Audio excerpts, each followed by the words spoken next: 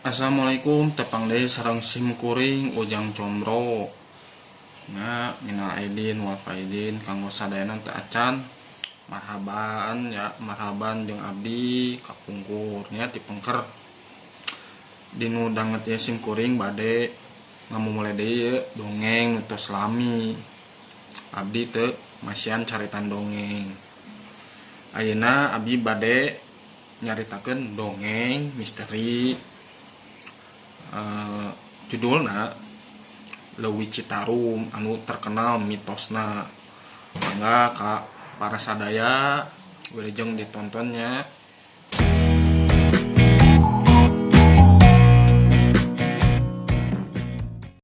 Nu ngageugeuh Citarum. Kapercayaan tina hal makhluk gaib geus turun temurun ti zaman karuhun urang nepi ka zaman ayeuna. Kukituna teu matak heran pama di unggal daerah padu-padu ngabogaan keanehan tina hal bangsa goib atawa makhluk lemes. Kepercayaan ayana istri goib Nyai Loro Kidul meh di mana-mana di negara urang aya. Beda dina rupa-rupa caritana. Dina zaman modern kiwari karena soal nu gaib loba nu nganggap tahayul bohong cenah, sanajan kejadian-kejadian gaib mineng pisan ayana karena nu rek dicatakeun ieu dihandap percaya henteu mah nyanggakeun bae. Aya kejadian dina hiji dinten rakyat anu padumukana deket ka Citarum ribut sabab aya nu tumpak barahu ngadadak tilelep di Citarum. Kabeh jalma pada gempeur. Palika tukang teuleuh ditumplekeun pikeun neangan nu tilelep. Ngan hasilna nihil. Tungtungna mayit anu jadi korban teh kapanggih mangsa magrib ku tukang ngalalau urang teu jambe kira-kira 4 km.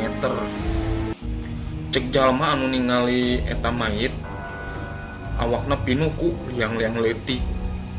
Ieu teh cek pacariosan manehna jadi korban lembu tawa sapi. Nyata makhluk gaib pangeussi Citarum. Cek pacariosan nu sajena deui nu kawenehan bisa ningali eta sapi. Sapi gaib biasana dina waktu Citarum keur rada saat China atawa dina mangsa caang bulan 14. Sapi teh sok kapanggih keur depa dina luhur keusi.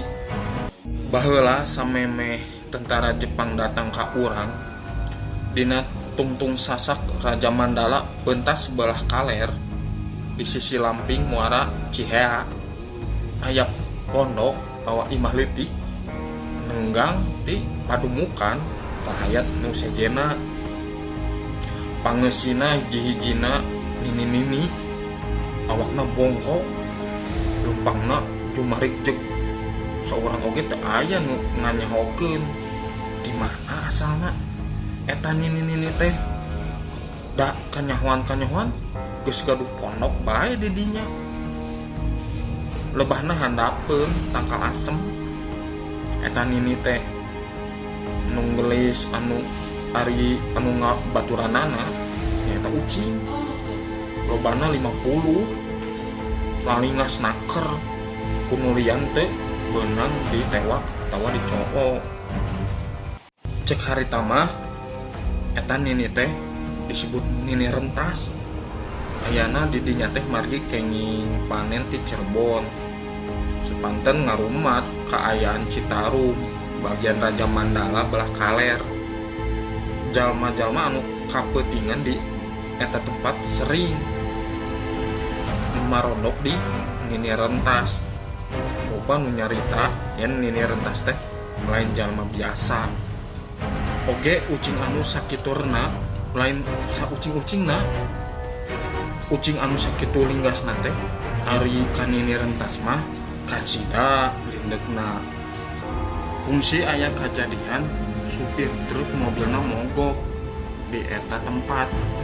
Ucing nu sering katingali upama beurang sagede-gede ucing biasa teh harita mah penting robah kata katingali jadi sagede kuda.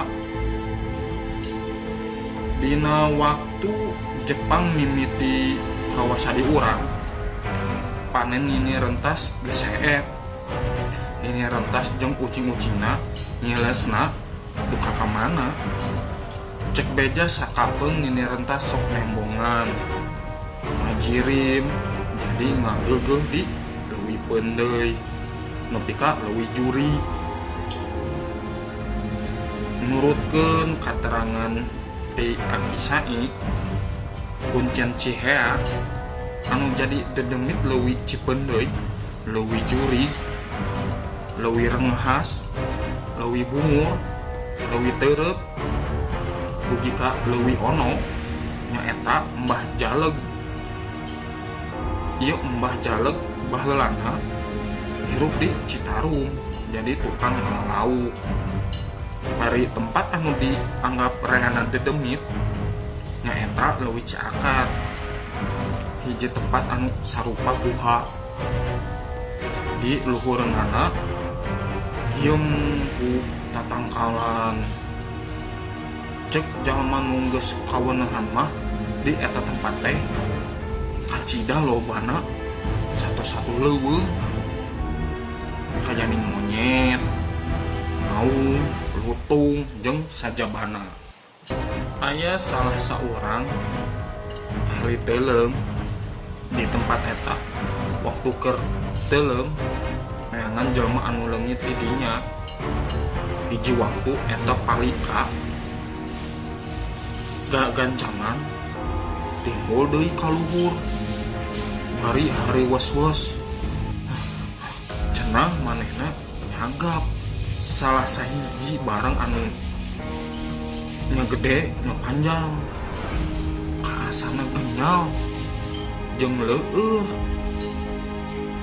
Cek kapercayaan eta nu panjang jeung gede teh sato nu disebut orai lembu anu geus tahun-tahun